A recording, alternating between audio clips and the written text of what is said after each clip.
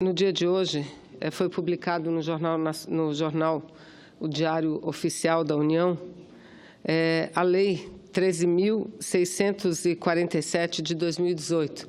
Essa lei, senadora Fátima, é resultado de uma medida provisória, um PLV que nós aprovamos aqui no Congresso Nacional.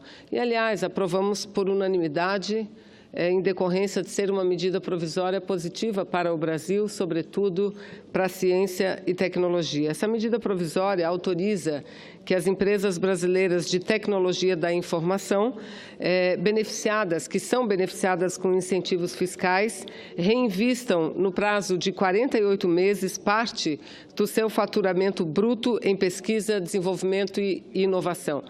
E por que isso? Porque, na realidade, nesses últimos anos, o que nós tivemos foram muitas glosas. As empresas investiam em ciência e tecnologia conforme determinava ou determina a lei de informática. Entretanto, e posteriormente, apenas muito tempo depois, o poder público detectou inúmeras irregularidades, ou seja, glosas foram estabelecidas, ou seja, recursos que pelas empresas foram registrados como gastos em ciência e tecnologia, não foram acatados pelo governo federal. Repito, isso feito de forma muito tardia pelos órgãos da administração pública. Então, no nosso entendimento, essa medida foi necessária para que os recursos voltassem a ser aplicados em ciência e tecnologia. Em todo o país, estimam-se que em torno de 6 bilhões de reais devam ser aplicados em ciência e tecnologia. E para o polo industrial de Manaus, desses 6 bilhões, certamente, ou no mínimo, 1 bilhão de reais deverão ser reaplicados no desenvolvimento tecnológico, não apenas na área de informática, mas em outras áreas também, como o próprio meio ambiente.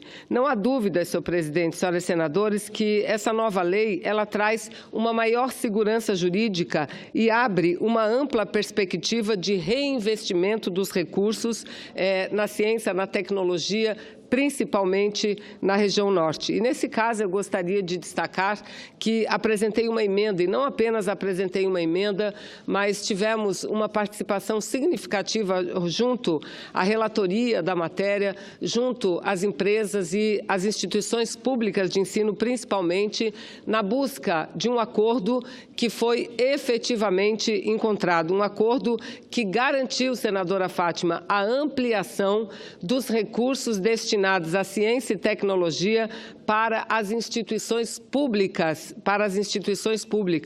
Somente na Amazônia Ocidental, o percentual será no mínimo ou superior a 0,4%. E isso representa em torno de 50 milhões por ano a mais nas instituições como a Universidade Federal do Amazonas, a Universidade Estadual do Amazonas e outras instituições públicas que também desenvolvam o trabalho de pesquisa. A aplicação nas empresas, portanto, deixa de ser opcional nas instituições públicas e passa a ser obrigatória. É imperioso, entretanto, reconhecer que nós tivemos uma grande vitória, as universidades e as instituições públicas, e que esses incentivos fiscais para essas instituições tão carentes de recursos públicos podem representar algo extraordinário, algo que garanta a continuidade da pesquisa, do desenvolvimento da ciência nessas instituições. E eu aqui quero dizer que 1%, que é o que basicamente as instituições deverão receber, isso representa em torno de 112 milhões de reais. Portanto, mais uma vez, eu registro aqui o ganho significativo com a aprovação dessa lei. Mas quero chamar a atenção, senhor presidente, para o fato de que é lamentável o que nós estamos assistindo no Brasil.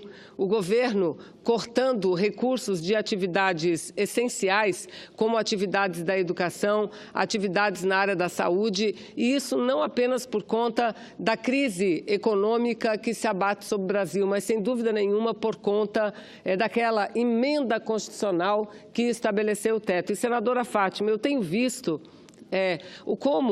da forma assim, mais descarada. E eu vejo lá pelo meu estado do Amazonas parlamentares que dão apoio, que dão sustentação a essa política de Michel Temer, parlamentares que foram os responsáveis, senador Valadares, pela aprovação dessa PEC que determina o teto nos gastos públicos, chegam nas cidades prometendo mundos e fundos, mais escolas de tempo integral, mais recursos para a educação, creches, enfim, da onde que eles vão tirar dinheiro? Porque para que a gente possa voltar e investir esses recursos na saúde e educação, é preciso, antes de mais nada, revogar essa emenda que estipula, essa emenda constitucional que estipula o teto dos gastos públicos. E aí, senhor presidente, eu quero ligar esse assunto, essa minha observação, com a pesquisa que foi divulgada nesse último final de semana pelo Instituto Datafolha.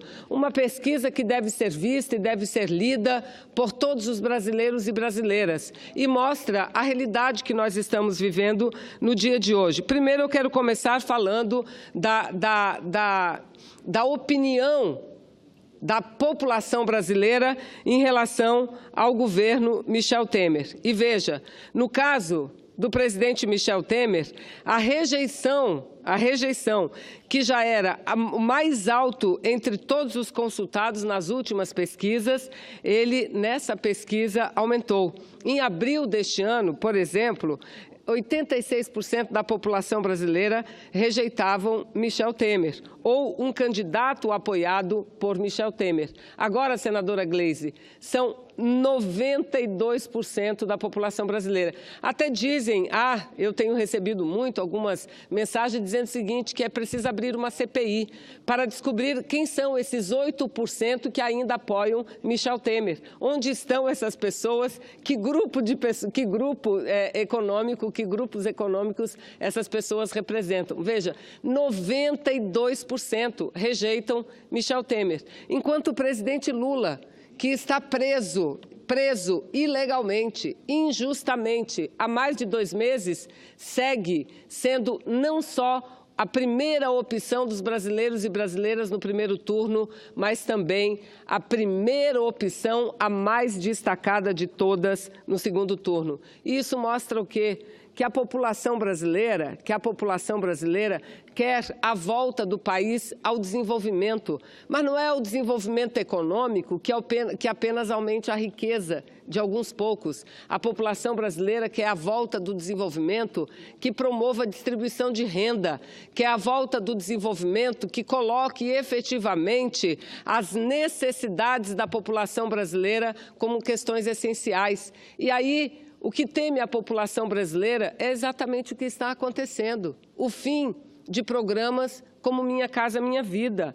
O fim de programas como o Mais Médicos. O fim de programas como o Farmácia Popular, que é aquela que garantia gratuitamente o acesso da população a medicamentos que representam mais de 95% das enfermidades. E veja, senhoras e senhores, senador Valadares, enquanto o governo diz não ter dinheiro para nada, inclusive está impondo um maior sacrifício à população brasileira, porque é essa que ele quer que pague a conta do acordo que fez com os caminhoneiros para baixar em 46 centavos o valor do litro do diesel. Quem vai pagar é a população brasileira, não são as grandes empresas multinacionais, e logo, logo estará sendo votada aqui nessa casa a medida provisória 838, que é a medida provisória que promove o subvencionamento, ou seja, a transferência do dinheiro público do orçamento da União para as grandes petroleiras estrangeiras ou para os acionistas minoritários privados da Petrobras. Mas, enquanto isso acontece, olha o que tem em todos os jornais do Brasil. Uma matéria, senador, eu chamo a atenção de Vossa Excelência, uma matéria enorme, página inteira. Aqui, ó, um trabalhador, um ator se fazendo passar por trabalhador, com o símbolo do V, que é da vitória, na palavra que eles constroem com avançamos, uma propaganda oficial de Michel Temer. Para quê? Ele acha que com essas propagandas ele vai fazer frente a esse alto índice de reprovação que ele tem? E veja o que ele diz como avanço, o que ele considera como avanço, senhor presidente. O que ele considera como avanço? A aprovação da reforma trabalhista. A aprovação da reforma trabalhista ele considera como avanço. Todos os institutos de pesquisa, todos os especialistas no mundo do trabalho têm levantado que a reforma trabalhista piorou a situação dos brasileiros e das brasileiras, não só no que diz respeito à precariedade da mão de obra, não só no que diz respeito a isso, mas no que diz respeito também ao volume salarial, que tem diminuído significativamente o valor do salário que os trabalhadores e trabalhadoras recebem no Brasil. Mas o pior, tem diminuído a produtividade do Brasil. E ele coloca, pagando com o dinheiro do povo, essas publicidades falaciosas. Seria importante que a bancada que concede o apoio a Michel Temer, que empresta o seu apoio, aliás, é bom que se diga, Michel Temer não faz nada sozinho, nada. Tudo que ele faz, eu concluo nesse minuto, senador João Alberto, tudo que ele faz tem o apoio da maioria dos deputados e dos senadores. A maioria, porque se ele não tivesse, ele não teria aprovado a reforma trabalhista, se ele não tivesse o apoio do parlamento, ele não teria aprovado a emenda constitucional do teto, ele não estaria investido tanto contra a população brasileira como está. Então é bom que fique claro. Porque eu vejo muita gente dizer, não tenho nada a ver com Michel Temer. Não, como não? Primeiro, foi a maioria parlamentar que o colocou no governo. Segundo, a maioria dos deputados que o manteve por 2 vezes no poder. E terceiro, a maioria dos parlamentares que apoiam todas as medidas impopulares, as medidas danosas, não só ao povo, mas também à nossa economia, que o Congresso tem votando. Então, eu lamento, senhor presidente, mas, por outro lado, a população sabe de quem é a favor e a quem é contra. Obrigado.